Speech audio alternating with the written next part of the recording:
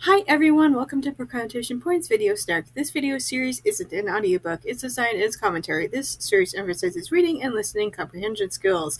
My focus is on reading books, identifying areas that miss the mark, and suggesting ways that they could be reimagined. I'm continuing my read-through of Chromatic by Ashley Bustamante. If you haven't seen the earlier videos, you can find the links below. Chapter 21.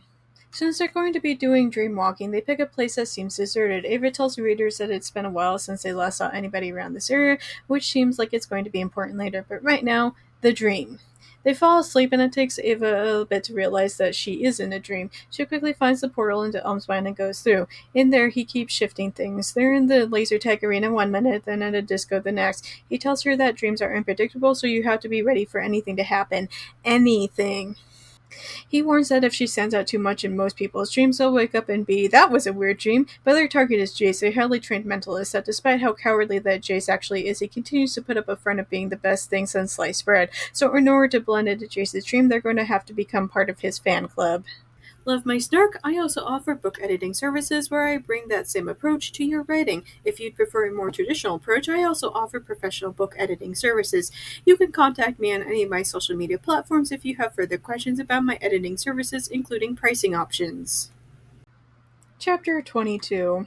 They continue to practice dreamwalking, although Elm does plan to go with Ava. She needs to learn how to do things on her own, so the chapter opens with her inside of a random child's dream. However, the child becomes belligerent when she accidentally shoots off some yellow fireworks and Elm wakes her up.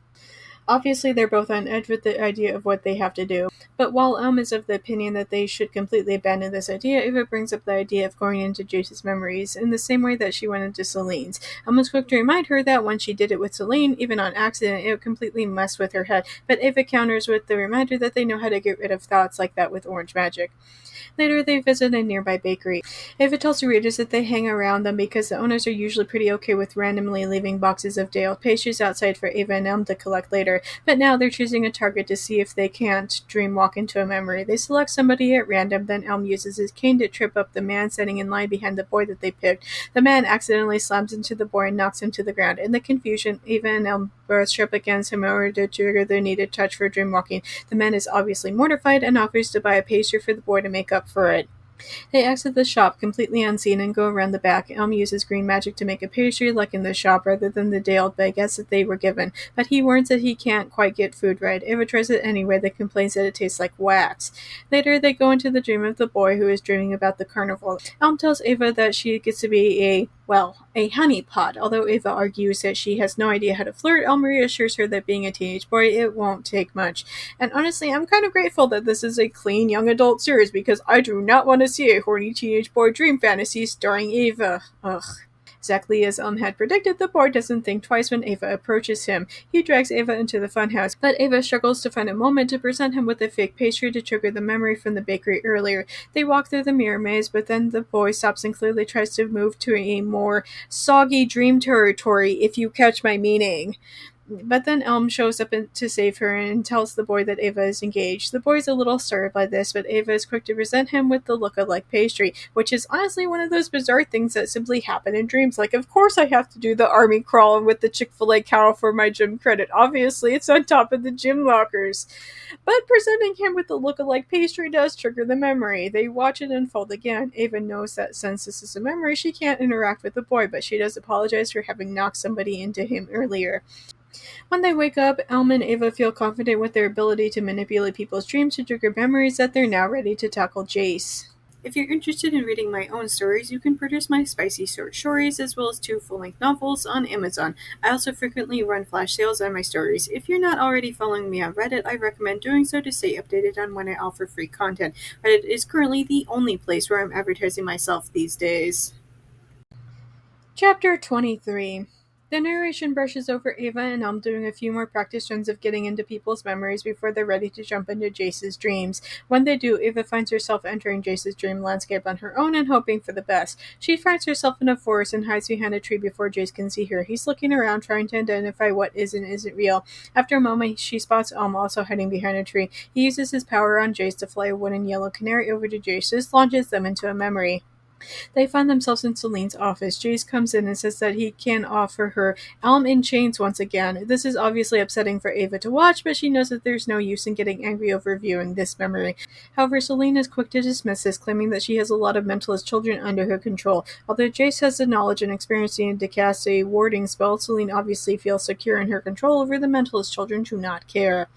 Celine then reveals her trump card that she's been carrying around a yellow stone all this time, that in the middle of a yellow band, Jace's only hope to actually use his magic hinges on him remaining close to Celine, which sure makes a lot of sense to Ava and Elm now why he'd do this. The memory ends with Jace leaving Celine's office, and then they find themselves back in the forest, and Jace seems to have figured out that they were there, because as Elm mentioned, Jace is an exceptionally powerful mentalist who has several decades up on Elm. Of course he'd know when his dreams were being tampered with. They quickly find themselves in a literal mental prison of Jace's making. Ava remembers what Elm had warned her about, that going into the mind of a highly trained mentalist was dangerous, and as hard as both of them try, they can't seem to be able to escape, either by using their own yellow magic to shift the dreamscape or to wake up.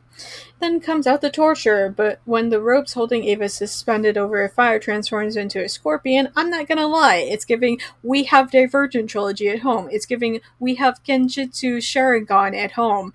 Tries to stop Jace, but then only results in him using a dragon to start torturing Elm instead, so Ava uses her powers to try and stop Jace directly at the source, and to everybody's surprise, especially Jace, he actually does. When he tells her that she's gotten better at mentalist magic, Elm says that underestimating enemies has always been Jace's biggest flaw.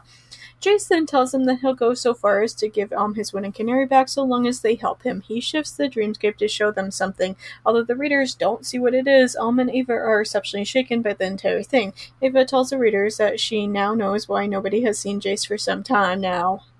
Patreon has recently introduced free memberships. By joining, you'll be able to enjoy the same content I post on Tumblr, now conveniently available on Patreon. Patreon supporters can enjoy even more books starting at only $1 a month. Plus, Patreon now offers a 1-week free trial. Don't miss it. Big shout out to Phoebe for supporting me on Patreon already. Also, huge thanks to Josh and Mark for making a one-time donation. If you want to hear your name in my video next week, either support me on Patreon or make a one-time donation. Chapter 24.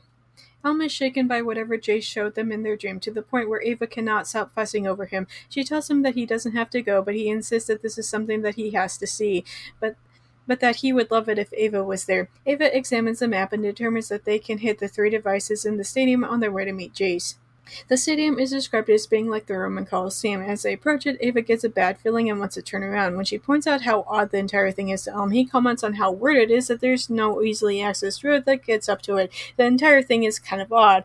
Mainly, why is this here if it's not currently being used? To what purpose? The only thing I can think of is the idea that this is a holding area for more mentalists, possibly being an amplification spot.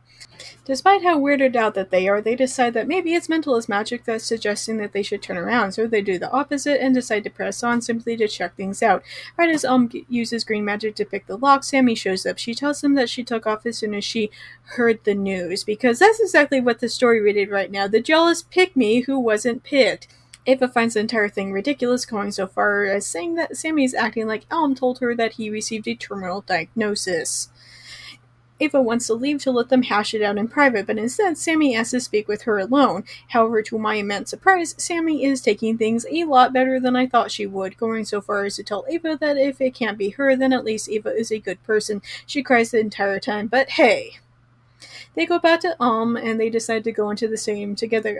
Elm is surprised that he can set foot in there, which is leading me back to the opinion that there's something different about these devices. Its location. Sammy says that she'll keep watch while they look around, and will contact them with the butterfly if needed. Elm tells her that if something happens, she should get to safety and not worry about them.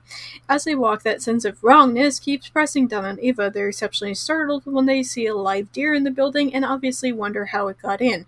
They walk into where the actual arena is and find obvious signs of recent fighting with the field all ripped up. They look around for any obvious signs of the devices, but none of them can sense it. At some point, Elm points to the section that seems to be intact and says that it appears to be a wall. Upon further investigation, it's actually a series of doors. Ava suddenly realizes that coming here was a mistake, which, no kidding, why would you willingly walk into the actual arena of this mysteriously abandoned stadium, find obvious signs of fighting, and then think that walking down into this area is a good idea? To the surprise of literally nobody, the doors start to open. Thanks for watching. New Book Snark videos go live every Monday with occasional extras during the week. Your support means so much, even if it's not financial. Watching my videos, subscribing, and liking and sharing them with friends all go a long way in helping my channel grow. If you've already caught up with all of my videos, you can go to Facebook, WordPress, Tumblr, or free on Patreon for my main Book Snarks, always free and updated every morning. A link tree for everything is posted below. See you next week, guys!